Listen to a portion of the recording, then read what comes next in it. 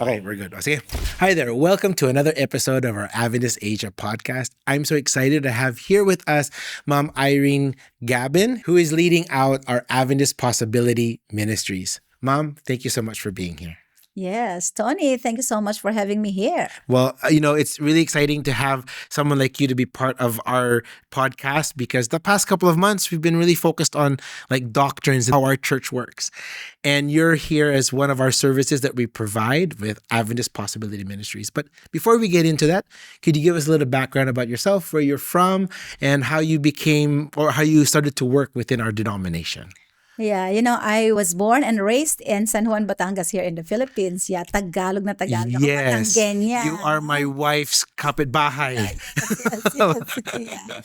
And I'm a teacher. Oh, My training is see. teaching, yes. And I started to work in the academy, in the Lipa Adventist Academy. And then after that, for 10 years, I worked there. And then I moved to the headquarters of South Central Luzon Conference.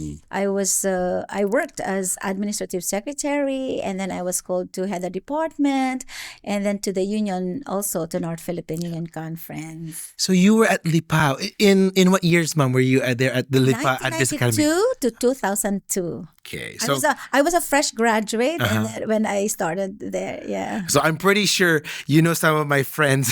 Oh yeah. Because I know that some of my friends went to that academy 2000 pre-2000 and at the end of at the beginning of the 2000s. Maybe they were my students. I'm pretty sure they were. So if they're listening, they're going to maybe give us a chat about that. But yeah, I find that a lot of our directors here were part of the education system prior to working within the denomination of, let's say, the institution of our church.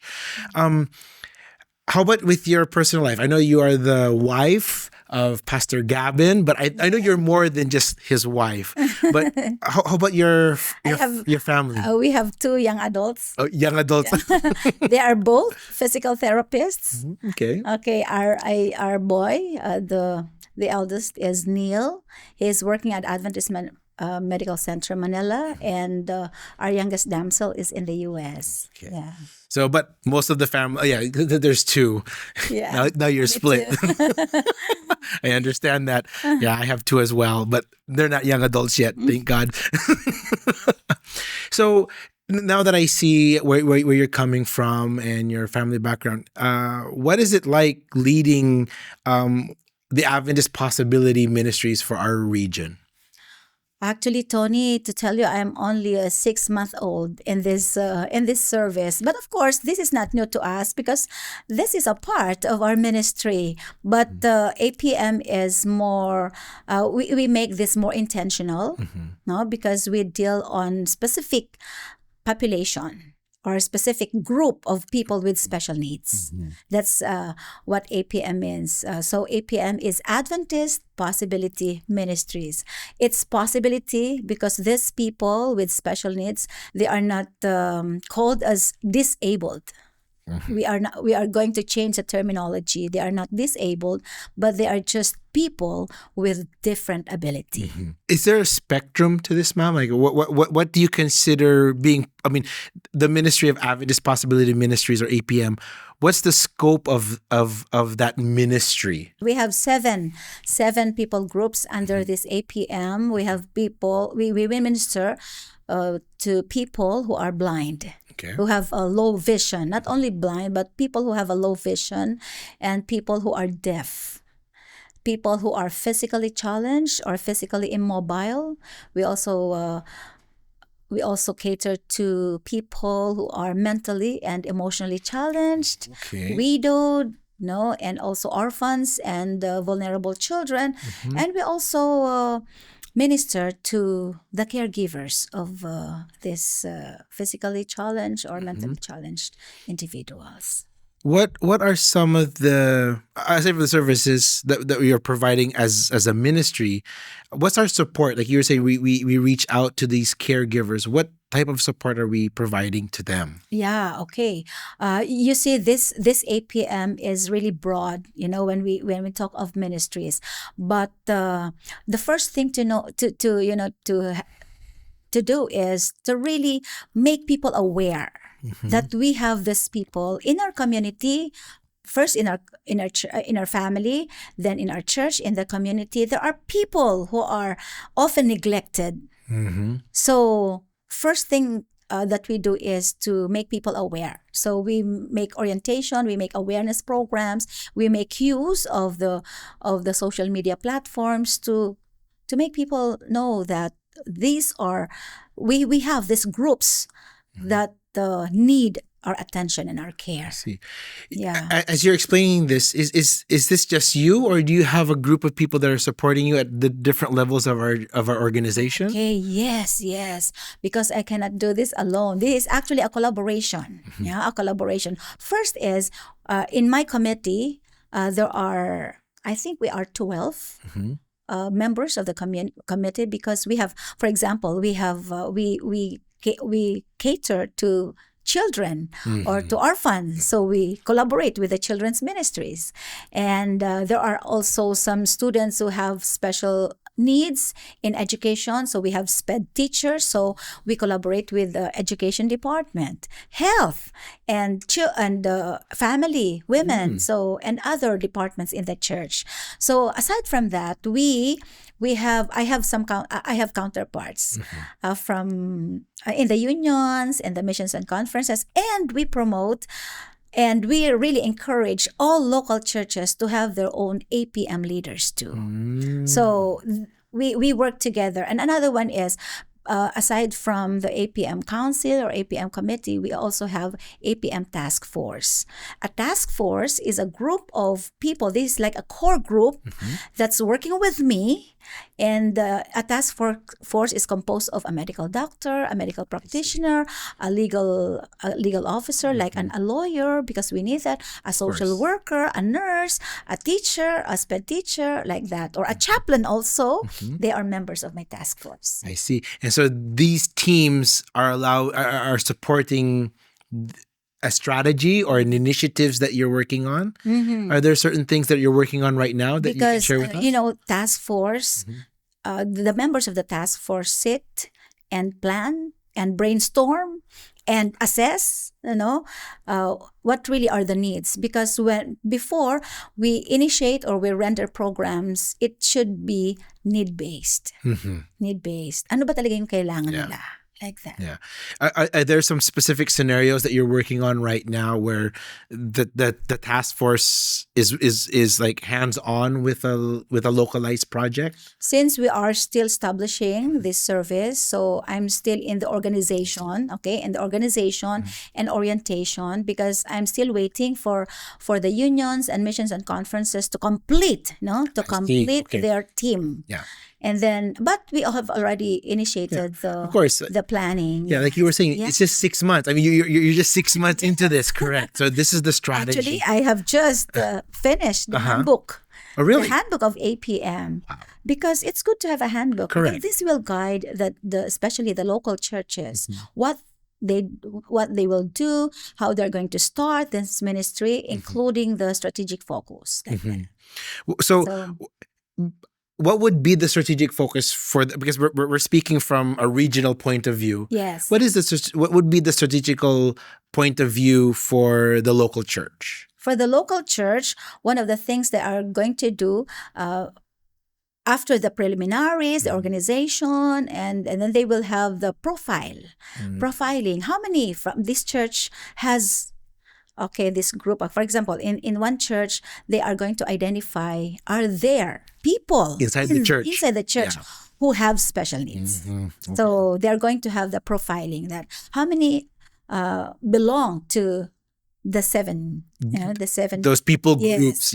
Groups. I see. Yeah. And then after that, are they going to create a ministry for them, or there's a guideline for those seven different types of people groups? There are specific guidelines and like jumpstart of how they're going to do for people who are blind. It's in the handbook. People who are deaf. So specific group, specific needs, specific programs. That's good. So it's not that you're just going to start from zero. Yeah. Right. You have at least this. Is this available right now? now, or we're waiting for there's going to be an additional process before we Okay, can this is distribute available them? right now. Okay. This is available. Yes. Okay. Actually, I'm using this already in my orientation and training. Oh, that's good. Yeah. Is this downloadable by any chance, or can they email our departments and ask for That it? could be downloadable. Yeah. Okay. All right. Well, we probably will put something in the links below Yeah, later, so that those who are watching, they would want to get access to this. The reason I'm saying that, Mom, because I was in Cambodia just this year,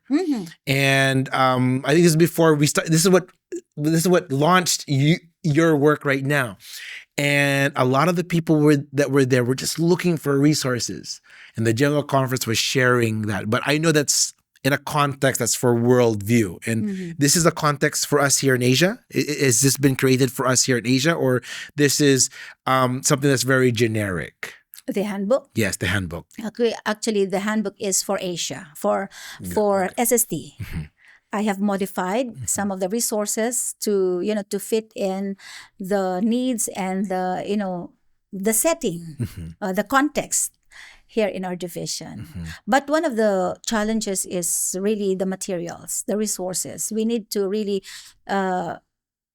have tools that our like churches from different territories here will avail of. Yeah. So they really need that. And of course, after this, they are going to translate this into their Well, that's better. vernacular. Yes, of course. Yeah. Because I also see, as you're explaining this, the handbook is an empowerment tool. Yeah. Because it at least gives you a basis of what to look at, encourages you that, oh, this is the ministries that are available, and the guidelines that help you build that ministry up.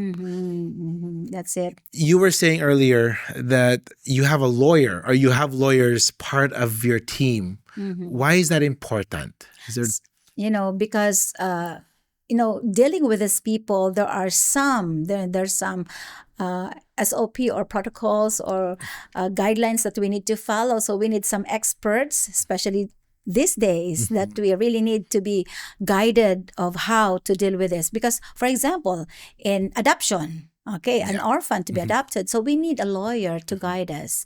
And not only that, but there are also some cases where we really need the guidance of these experts. Yeah. That's really important to know, because sometimes we just jump into these ministries, whether it's youth ministry or women's or whatever it is, and we're there for the passion, but we forget that there are some policies that are around us, especially in specific scenarios such as this, where we're dealing with people who have maybe different rights or privileges within the society, and we need to abide by those. For example, Tony, it reminds me of street children. Sometimes we are so passionate especially if we really, our hearts are into the ministry. So we really need to, these children, to gather them and, address their needs, but we need to, to coordinate with some people, some authorities like the social workers. Yes. How are we going to really cater to the needs of this specific? Correct. Yeah. Because I know that in governments around the world or within our division, they have different laws that cater to those type of people groups. We That talk about policies. Yes, and that we don't what do you call this? We don't degrade them, or we don't put them down. Or in some places, one of the topics I remember was using them in photographs. Those things are important. I mean, Especially they are minors. Correct. Yes, and me being what I think I've infringed on some of those when I was young. It was I though I never knew about the Adventist Possibility Ministries back then. Me and my friends, we would often go out into the adopt a barangay or adopt a street, and we would be posting our photos online, as maybe not as a way of boasting, but one way was us to collect support, because it was part of our personal ministries. And knowing that there are guidelines about posting these things, it's, I think, important in today's world. Yeah. Right? There's also someone who is coming from the data privacy, who will be a member also of our task force. Correct. Yes. I mean, I'm not against about showcasing what we're doing, but sometimes we need to remember the rights of those people that we're supporting. Right? So, a question that I often ask in our interviews is, the Lord has brought you to this responsibility. Mhm. Do you think the Lord has been leading you, or what stories you have that God has been leading you or preparing you for for the leadership role that you have today? You know, Tony, when Pastor Kadarma called me, that telling me that I would be, I will be the one that they have, considered to lead this APM. I really prayed about it. And looking back, I saw the hands of the Lord guiding me because, I was a victim of trauma. When I was 5 years old, I got drowned. So it's a near death experience. And I suffered a lot from that trauma. And nobody attended to me in that particular, issue. So it was only when I was in college, when I joined the peer counseling, when I was able to, release that pent up feeling and that issue. And, so I was a victim of trauma. And also I had an uncle who suffered from mental disorder. And during that time, I really had the feeling of pity because I couldn't do anything. I wanted to, and nobody also catered to him. So, and then I also took care of two orphans. Ulila sila sa ina, no? Yeah. My niece and my nephew. I took care of them as until they got into college. From like 5 years old, I took care of them. And then I know that God guided me. And now I'm taking care of my mother who has a dementia. All of these are under APM. Yeah. So it's like the Lord prepared me for that. And also my training is in counseling. So, the Lord has equipped me. I know I'm not yet it's not yet sufficient, but at least Yes. I have that. I have Yes. that. It's not at least actually. I thank the Lord Correct. for having Yeah. that. Because these experiences now help you build the empathy and the Yes. sympathy when you're working with these individuals or children that are in those situations. You were sharing with me, Mom, some of these experiences that you've had. It's which I wanted to touch on a little bit, closer, because sometimes we think that when we talk about the spectrum of these ministries, maybe we have in mind something different. But you were sharing with me, like, it's close to home. Sometimes we think it's somebody else or someone who lives down the street or in another barangay or in a different part of the city. You're sharing stories, It's Mom. me. Yeah, and it's within your family circle. Can you share maybe go a little bit deeper with that? How does that become APM, or how does that become Adventist Possibility Ministries when it's just so close to home? Yeah. You mean the organization? Yeah. Why it has become Adventist Possibility Ministries? You know the history of this. When I trace the history, it started from the Adventist Deaf Ministries International. It started with the deaf. And then when they were able to immerse into that, they realized, and I know that it's God's impression, that why not cater to other people with special needs, not only the deaf. So, and then it became Special Needs Ministries in the General Conference. And now they changed it to Adventist Possibility Ministries. I see. So there is this history to it. So from creating, let's say, the blind, the expansion of it allows it to become more closer to the needs that are happening, whether it's in your family or in your neighborhood or down the street. I see how APM is become integrated now into our church's services or ministries that we have. I'd like to underscore the word possibility because many times when people meet people with people with disability, we call PWDs now. According to the studies and the articles that I've read, many times people would focus on their disabilities. They would focus on the things that they cannot do. Adventist Possibility Ministries is focusing on the things that these people can do, not on the things that they cannot. Yeah. Yeah. So it's really possible for this person. That's why they are called people with different abilities. That's right. That's right. I love how you put that, and I think that can be the inspiration or the guiding perspective how we view Mhm. people with these special needs, as you were saying. Um, as you've been traveling the past couple of months, or starting with your new responsibility, have you experienced, or you've seen, or you've found inspiration lately from visiting some of these places that are in needs, or that need to develop the APM ministries? Yeah, I remember I went to Romblon. We had a convention of APM there, and it was so inspiring to see the leaders of our church, because they said this is the first time, some of them, first time that we heard about APM. And they are very thankful that we have this arm of the church, because I always tell that APM is an artery that gives life to the church, that gives, because this is an added ministry, because these people are being neglected like that. And then when I went to Romblon, the people were so amazing. They're so interested.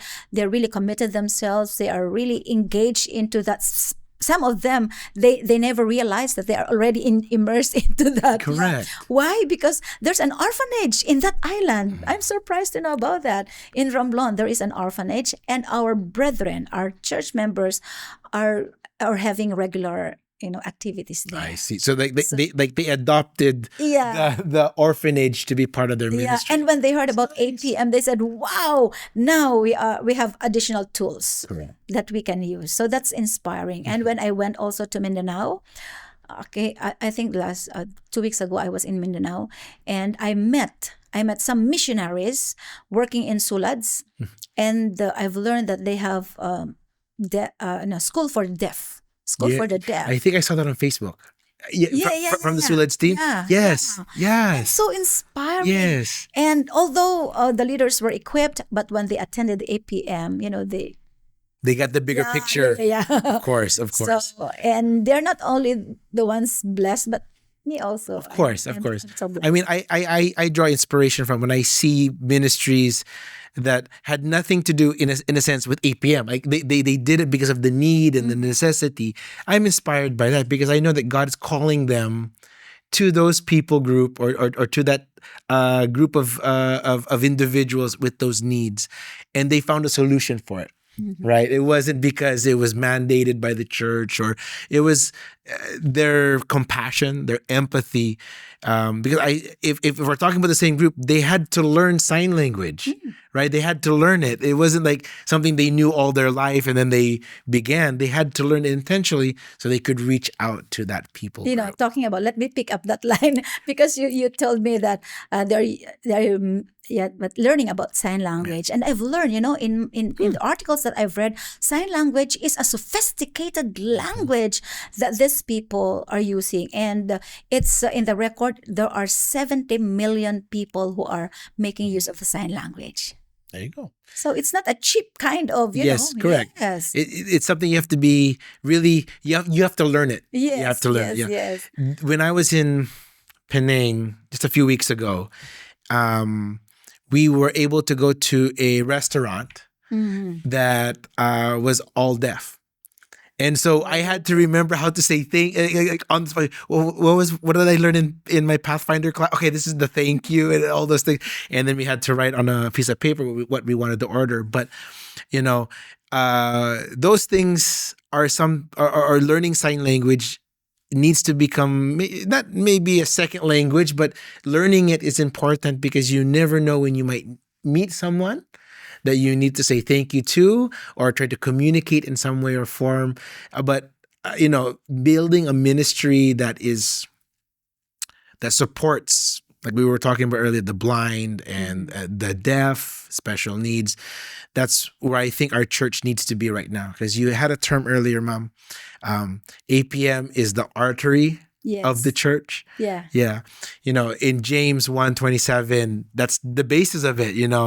Real or true religion is when you reach out to the poor, the needy, the sick, and the orphans and the widows. And here is our ministry now, And 8 p.m. in my presentation, I always start with Jesus. Yes. Because Jesus really is our model. Jesus ministered to all these kinds of people. And while I was preparing my presentation, I was able to, to identify where in the Bible Jesus ministered to the blind, where in the Bible Jesus ministers to the deaf, to the caregivers, to the parents, to the widows, and all these groups. Wow, Jesus is really our model, and that's what makes APM unique. Wow. You've shared your stories and the experience that you've had the past couple of months. What advice or challenge you would give to people who have maybe found that they're related to this ministry in their local church that they need to create? Where can they start, and who can they talk to? What are some of your inspirational thoughts for those I'd people? like to address this to our audience, especially our members of the church. Let me tell you that the motto, Tony, the motto of APM is all are gifted, needed, and treasured. So these people, we don't call them abnormal.